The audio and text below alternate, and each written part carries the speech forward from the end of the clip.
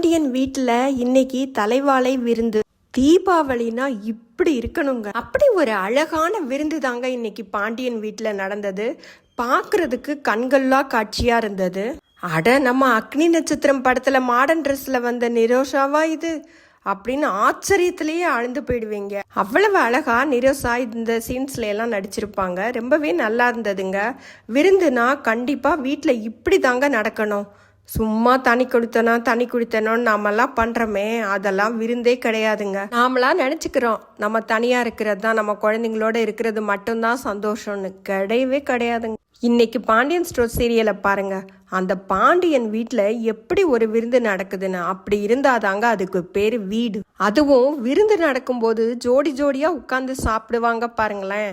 ராஜிக்கு ஒரு டிஷ்ஷு ரொம்ப பிடிச்சிருக்குன்னு அதிரு அவரோட இலையில இருந்து அதை எடுத்து ராஜியோட இலையில அவங்களுக்கு தெரியாமலே வச்சிருவாரு. ராஜி அப்போதான் அந்த டிஷ்ஷை டேஸ்ட் பண்ணிக்கிட்டு இருப்பாங்க. டேஸ்ட் பண்ணிட்டு திரும்ப பார்த்தா இலையில இருக்கும்.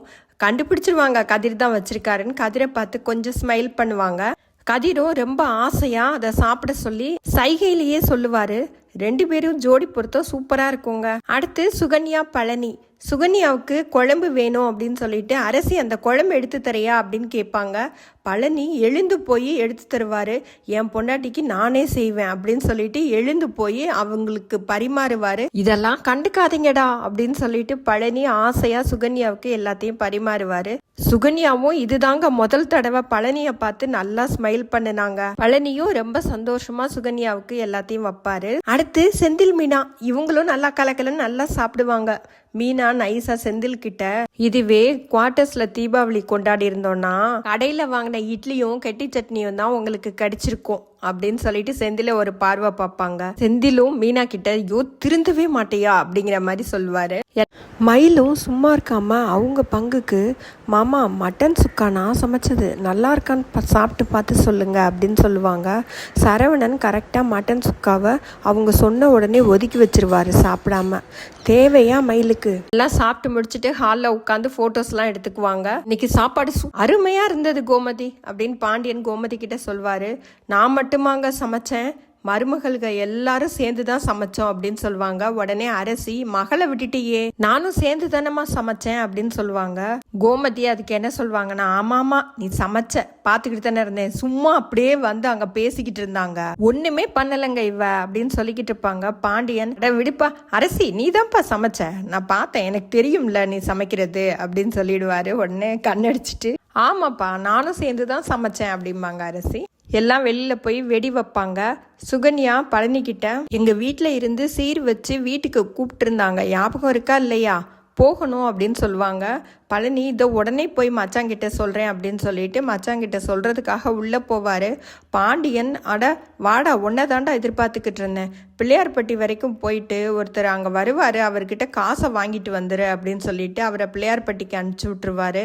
அவர் வெளியில் வந்து பைக்கை எடுக்கும்போது சுகன்யா அவர்கிட்ட வந்துட்டு, எங்க இத்தனை பேர் இருக்காங்கல்ல, உங்கள் அக்கா பசங்க இத்தனை பேர் இருக்காங்கல்ல, அவங்கள அனுப்பலாம்ல, உங்களை ஏன் அனுப்புகிறாங்க, நீங்கள் தான் இழிச்சவாயின்னு தெரியாத அளவுக்கு நீங்கள் தான் இழிச்சவாய், எங்க வீட்டுக்கு போகணும்னு நான் சொல்றது உங்க காதுல விழவே இல்லையா அப்படின்னு கேட்பாங்க. பழனி, நான் சீக்கிரமா வந்துடுறேன் அப்படின்னு சொல்லுவாரு. ஆமா, நீங்க சீக்கிரமா வர்றதான் எனக்கு தெரியுமே அப்படின்னு சொல்லுவாங்க. பழனி கிளம்பி போயிடுவாரு. அடுத்து சரவணன் அவங்க ரூம்ல இருப்பாரு, ஃபோன் பண்ணிக்கிட்டு இருப்பாரு, யாருக்கோ ஹாப்பி தீபாவளி சொல்லிக்கிட்டு இருப்பாரு. அப்போ மயில் உள்ள வருவாங்க. கையில பக்கத்து வீட்டுல கொடுத்த பலகாரத்தை சாப்பிட்டுக்கிட்டே உள்ள வருவாங்க. மாமா நீங்களும் சாப்பிட்றீங்களா, நல்லா டேஸ்டா இருக்குது. இல்ல எனக்கு அதெல்லாம் வேண்டாம், உன்னோட ஆதார் கார்டு எங்க, அதை கொடு அப்படிம்பாங்க.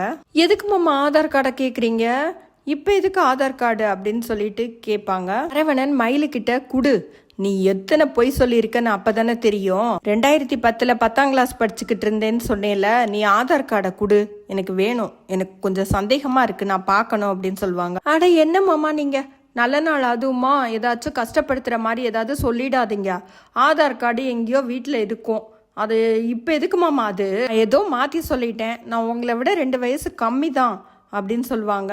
அரவணன், நீ என்னை விட மூத்தவன் சொல்லவே இல்லையே, நீயா தான் 2 வயசு என்னை விட கம்மின்னு சொல்ற அப்படின்னு சொல்லுவாங்க.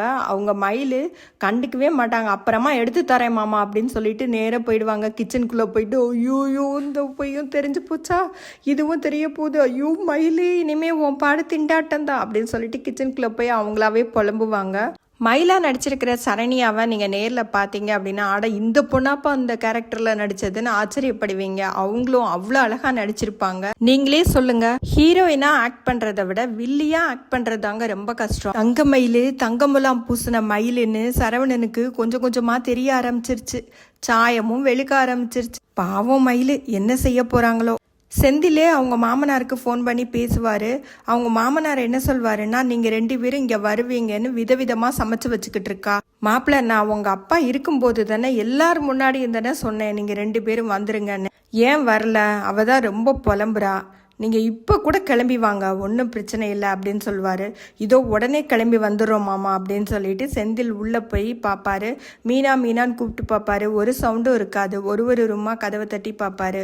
ஒரு ரூமில் பார்த்தாக்க எல்லாருமே படுத்து தூங்கிட்டு இருப்பாங்க. மீனா, கோமதி, அரசி, ராஜி எல்லாரும் படுத்து நல்லா தூங்கிட்டு இருப்பாங்க. அத்தோட இன்னைக்கு எபிசோடு முடிஞ்சதுங்க.